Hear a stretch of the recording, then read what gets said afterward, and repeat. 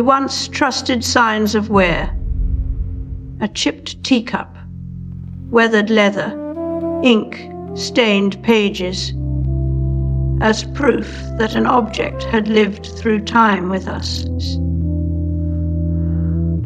But now those same signs are algorithmically generated in photos, and even on real objects, using machinery designed to mimic age without the actual passage of it.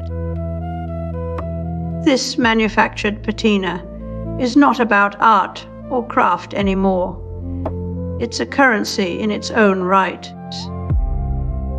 Sold alongside products we're told will feel authentic. We once trusted a photograph for its evidential force.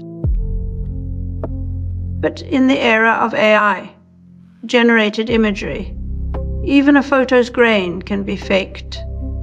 And that's the point. As Roland Barthes described it, there was something uniquely convincing about that. Has been the sense that an image had really happened. That conviction is now under siege by deep fakes and generative design tools. We are becoming numb to the weight of real history in visual culture. This manufactured nostalgia isn't just aesthetics. It's a strategy for selling trust itself. When we see an Instagram post with Fox film grain or a vintage filter, we feel like we're seeing something real, something lived in. But the truth is we're being fed a simulation of time that was never actually experienced. And once we can no longer distinguish between what's been and what's made to look like it has, trust itself begins to erode.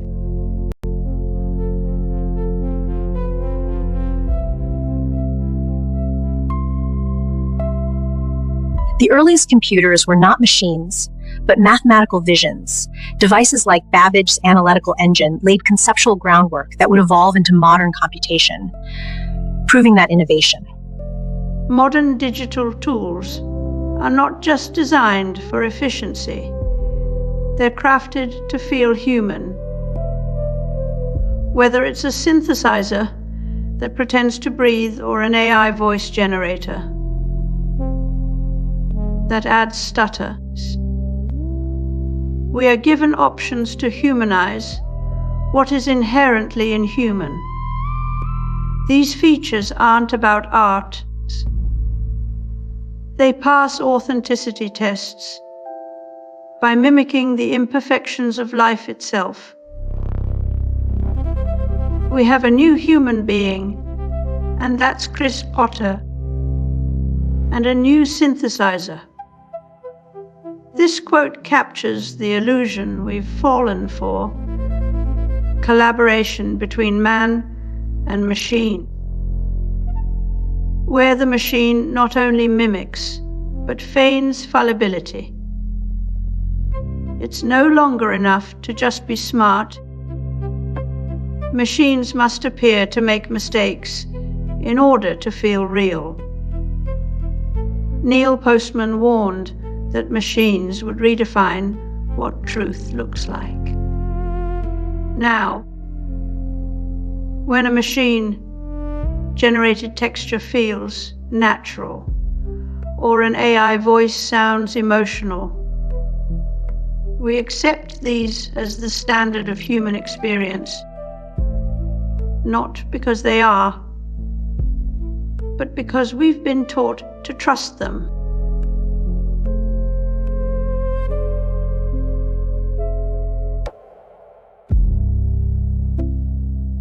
Every era had its aesthetic of trust. Typewritten letters, film grain, Polaroid borders. These weren't just visuals. They were seals of authenticity. Now we see those textures copied in digital forgeries, so precise you need metadata to tell the difference. The problem is not that it's fake anymore, but that it feels real enough to pass as lived experience. When every imperfection is algorithmically staged, the line between memory and simulation dissolves. The paradox is clear. The better we get at spotting deepfakes, the smarter they become. This is an arms race where both sides evolve together, just like viruses and immune systems. The tools used to expose fraud are repurposed for deception. Every detection algorithm becomes a training model for the next generation of fakers. And as Barthers once said about photography, what was once a message without code now has no shortage of coded countermeasures.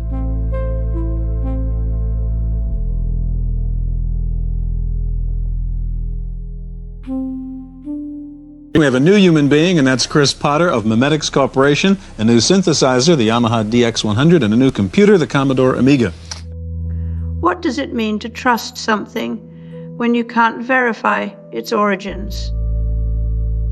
As we've seen, authenticity is no longer a marker of lived experience, but an aesthetic applied like paint. And now, in the digital age, simulated with algorithms.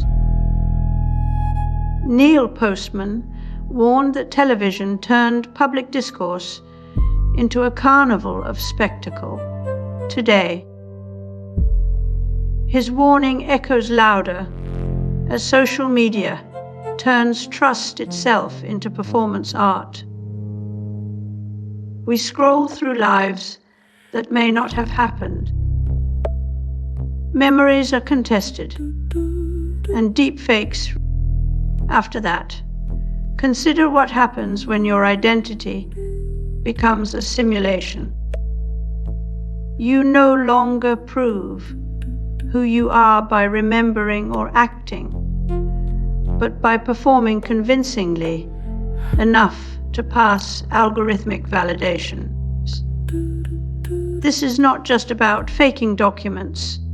It's about encoding trust into digital behavior. Your voice, your handwriting, even your emotional tone must align with the expected pattern of authenticity. Like a character in a game, you exist only as long as the system believes you do.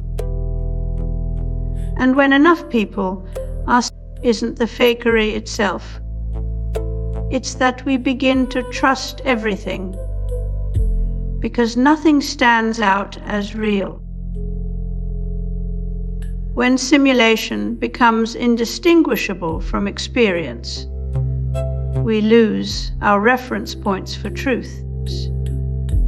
Postman's Technopoly was a warning about society governed by technology, without reflection.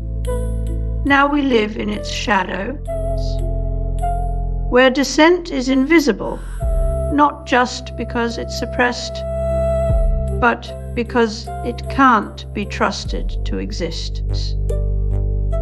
We become prisoners of an authenticity system that rewards conformity over truth.